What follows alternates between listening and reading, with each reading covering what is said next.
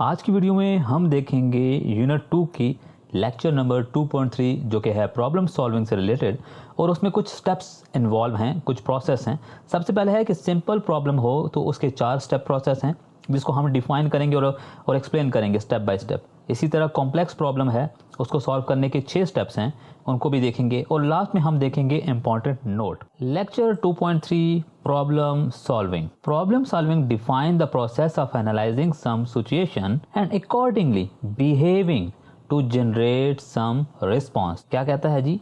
Problem solving एक process है जिसमें हम किसी सिचुएशन को एनालाइज करते हैं और फिर उसका सोल्यूशन निकालते हैं। ये प्रोसेस किसी भी प्रॉब्लम को सॉल्व करने के लिए हो सकता है। सिंपल प्रॉब्लम को सॉल्व करने के लिए 4 स्टेप्स हैं जैसे कि मैंने बताया, और इसी तरह कॉम्प्लेक्स के 6 स्टेप प्रोसेस कॉम्प्लेक्स प्रॉब्लम को सॉल्व करने के लिए 6 स्टेप्स हैं। सबसे पहले हम बात कर लेते हैं सिंपल प्रॉब्लम को। सिंपल प्रॉब्लम में सबसे पहला स्टेप आता है define and analyse problem. What is the problem and why it's happening. कि आपने क्या करना है, सबसे पहले प्रॉब्लम को डिफाइन करो और समझो कि क्या है प्रॉब्लम और ये क्यों हो रहा है। मिसाल के तौर पर अगर कंप्यूटर स्लो चल रहा है तो सोचो ये क्यों हो रहा है। शायद सिस्टम में वायरस है या मेमोरी कम है। ठीक है जी। दूसरा स्टेप क्या है? Design a plan. What we are going to do. ये क्या चीज है? ये एक एल्गोरिथम से रिलेटेड है। प्लान बनाओ कि हम इस प्रॉब्लम को कैसे सॉल्व करेंगे। इसको एल्गोरिथम कहते हैं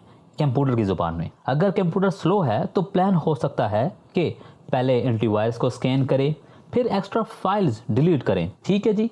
उसके बाद क्या है जी? Implement the plan. अब आती है बात कि implement the plan code it be using some programming languages. ठीक है जी। क्या कहते हैं? अब इस प्लान को इम्प्लीमेंट करो यानी कोडिंग करो, ये स्टेप फॉलो करो। ठीक है। अब अपने प्लान के मुताबिक एंटीवायरस स्कैन स्टार्ट करो और एक्स्ट्रा फाइल्स डिलीट करो। चौथा स्टेप है evaluate. Did our plan work. अब इसका क्या है जी? फाइनली चेक करो कि जो प्लान बनाया था क्या वो काम करेगा, क्या प्रॉब्लम सॉल्व हो गई। अगर कंप्यूटर अब ठीक चल रहा है तो इसका मतलब प्लान सक्सेसफुल हुआ। इसी तरह however for complex problem 6 step problem solving process है, यानी 6 स्टेप्स इन्वॉल्व हैं। उसके बाद उसकी सेम ही हैं, कुछ स्टेप्स जो हैं इसमें एक्स्ट्रा हैं या ऐड की गई हैं। सबसे पहले वही है डिफाइन एंड एनालाइज प्रॉब्लम। सबसे पहले प्रॉब्लम को समझो, बिल्कुल वैसे ही जैसे सिंपल प्रॉब्लम में किया। उसके बाद क्या है, ये इसमें चेंज है। डिकम्पोज द प्रॉब्लम, मेक सब प्रॉब्लम्स दैट आर मैनेजेबल। कि कॉम्प्लेक्स प्रॉब्लम को मैनेजेबल पार्ट्स में डिवाइड करो, इनको सब प्रॉब्लम्स कहते हैं। यानी अपने प्रॉब्लम्स के छोटे छोटे हिस्से कर लो। अगर एक सॉफ्टवेयर में प्रॉब्लम है तो पूरा सॉफ्टवेयर के पार्ट्स में डिवाइड कर दो। ठीक है। और हर पार्ट्स को अलग अलग एनालाइज करो। नहीं समझे? मैं फिर बताऊँ कि अगर आपके पास एक सॉफ्टवेयर है और उसका वो पूरा सॉफ्टवेयर ही ख़राब है और आप उसको ठीक करना चाहते हो, अब पूरा सॉफ्टवेयर में क्या है, आप छोटे छोटे उसके प्रॉब्लम्स को बांट दो एक पार्ट्स में। ठीक है। ऐसे ऐसे आपने हिस्से बना लें। अब आपने क्या करना है, दूसरा क्या करना है जी? Identify potential plan for each sub problem such as a plan A, plan B and plan C. हर छोटे छोटे प्रॉब्लम के लिए पॉसिबल सोल्यूशन ढूंढो। ये हो सकता है प्लान ए काम कर जाए या प्लान बी काम कर जाए या प्लान सी काम कर जाए। ये जितने भी आपने प्रॉब्लम्स डिवाइड के हिस्से बनाए हैं या डिवाइड किया प्रॉब्लम को, उसके लिए प्लान्स बनाओ। अब उसके बाद वही है select and design best plan. इसमें था ना डिजाइन अ प्लान, इसमें था वही करो।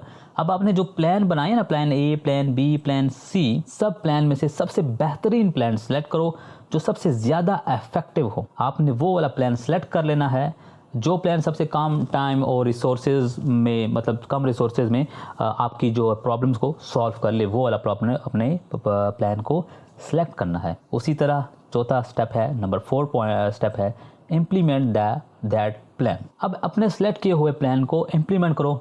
कोड में रिक्वायर्ड चेंज करके प्रॉब्लम को फिक्स करो। यहाँ पे था ना चौथा स्टेप के प्रॉब्लम जो थी उसको प्रोग्रामिंग लैंग्वेज के ज़रिए हल करो, कोड में कन्वर्ट करो। तो सेम यहाँ पे भी करना है। जो छोटे छोटे प्रॉब्लम्स हैं उनके कोड्स को फिक्स करते रहो। उसके बाद जी एवुलेट। लास्ट स्टेप में चेक करो कि जो प्लान इम्प्लीमेंट किया है क्या वो सक्सेसफुल था। टेस्ट करो कि अगर आपका सॉफ्टवेयर सही चल रहा है तो इसका मतलब है कि आपने जो प्लान बनाया था वो सारा फुलफिल करता है और आपकी जो रिक्वायरमेंट है कॉम्प्लेक्स प्रॉब्लम को सॉल्व करने के लिए वो पूरी हो गई, यानी आपका प्रॉब्लम सॉल्व हो गया है। अब मैं ऊपर से पहले बात करता हूँ डिफाइन। सिंपल प्रॉब्लम में क्या था कि जस्ट आपने प्रॉब्लम को एनालाइज करना था, डिफाइन करना था, उसके लिए फिर एक प्लान बनाना था, एल्गोरिथम उसी को कहा जाता है, और उसको फिर एग्जीक्यूट करना था, यानी उसके लिए एक स्पेसिफिक कोड लिखना था या उसको जो भी आपका प्रॉब्लम है उसके लिए कुछ ना कुछ आपने लिखना था या एक्शन परफॉर्म करते।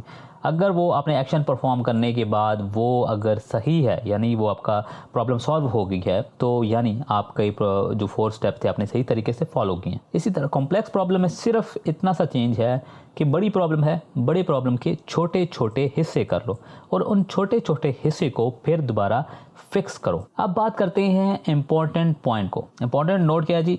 Before jumping into an action for a problem, action लेने से पहले प्रोग्राम को क्या करना है जी?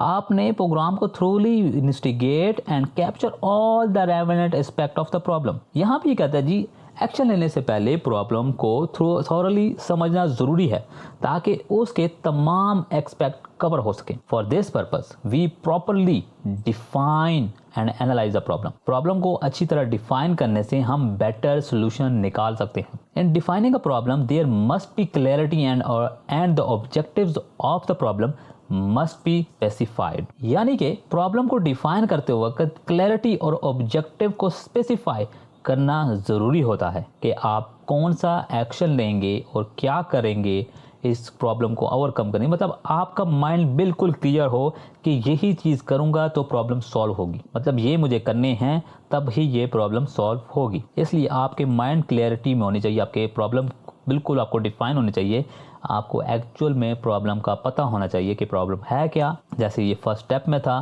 कि प्रॉब्लम हुआ क्या, क्यों और इसको कैसे ओवरकम किया जा सकता है। तो आज की इस लेक्चर के वीडियो में इतना ही था। अगर आपको कुछ नहीं समझ आया तो डिस्क्रिप्शन में व्हाट्सएप नंबर मौजूद है, आप डायरेक्टली हमसे रब्ता कर सकते हैं। Thank you.